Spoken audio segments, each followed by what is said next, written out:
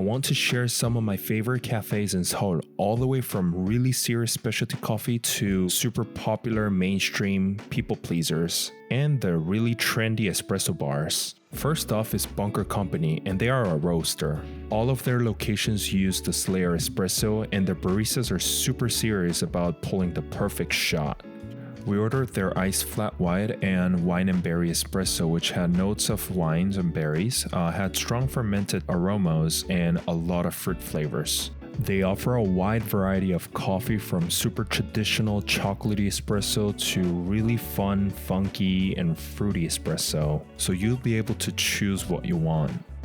Next is Fritz. We cannot talk about coffee in Korea without mentioning Fritz. Their branding, their packaging, their logo, their retro vibes, and all their merchandise are so beautiful, and their drinks were delicious as well.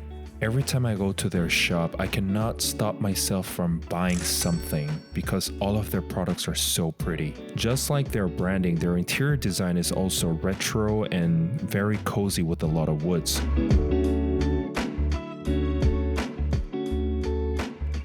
Low Key is a coffee roaster that focuses just in coffee. Their shop is very minimalistic, and we tried their cold brew and their ice pour over. The funny thing is, my wife likes to drink her cold brew with a splash of milk, but they just wouldn't give it to us. I think it's because they're not used to adding a splash of milk to coffee, and they really want to deliver the exact flavor that they intend to. But we asked them multiple times and we were able to get it at the end. And it's really funny because suddenly adding a splash of milk to black coffee became super popular in Korea, and they even gave it a name. I wish that was the case when we were there. Durell had a lot of fun collaborations and other fun stuff to watch when we went there. They had a good number of pastries to choose from, and they are very well known for their Nutty Cloud, which is a cream coffee drink with peanuts. If you are a cream coffee lover, you should definitely try this. This cafe was very interesting and really fun to watch. It was like a huge art gallery with a coffee bar inside. They had huge community tables and staircases where people sat down and drank their coffee while watching their arts. They had like a little, how should I call this, like a treehouse in the back of the building where you could actually go in and hang out in there if you want to. Their second floor had a lot of art hanging on the walls, and there were a lot of tables where people sat down and did their studies and their works. They also had really cool mirrors with paintings and other really cool arts here and there. This one was a super modern looking cafe with specific intent in their interior design. They had 2 different espresso machines that they used for different drinks depending on the purpose. And they focused in small espresso drinks following the current espresso bar trend in Korea. We ordered a couple of their signature cream espresso drinks. You can see that they use a lot of those stones to decorate their interior, and they also have those stone-shaped desserts that they sell, which was super interesting. I don't know if this happens to everyone, but every time I go to an espresso bar, I end up drinking 5 to 6 drinks and get over caffeinated.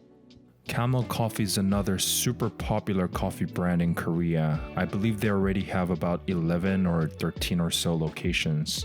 Camel is one of our favorite spots to go because we love to collect vintage furniture, and Camel is decorated with all vintage furniture with a lot of brown and warm colors. We of course did not forget to order their signature Camel Coffee, which was another cream coffee and was really delicious.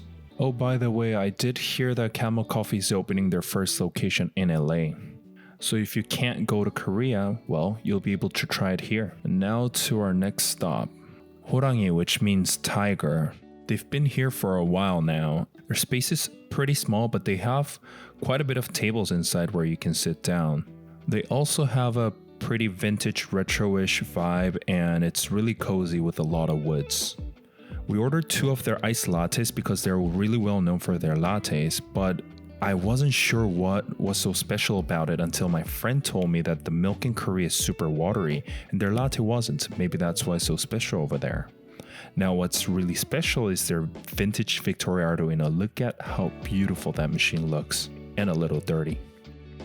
Champ Coffee is right next door to Hangi Cafe in the same building, and their coffee was really good, which I forgot to film because I was too busy chatting, and they had a really cute dog next to their shop. Hello. Kinderpress is another coffee shop right next door to Champ Coffee, and I could say that they're categorized as an espresso bar also because they serve a lot of small espresso beverages. We ordered their tiramisu-ish espresso and some really interesting other cream espresso drinks. I don't remember exactly which drinks I ordered, but they do have a really cute picture menu on the wall that can totally help you order these. I was already super caffeinated, but I really like their drinks. They're all really delicious. Well, that's it for part 1 of cafes in Seoul. I hope you enjoyed it, and please press that like button, subscribe to my channel, and share this link if you enjoyed the content. This will support me and motivate me to make more contents like this. Thank you and see you again.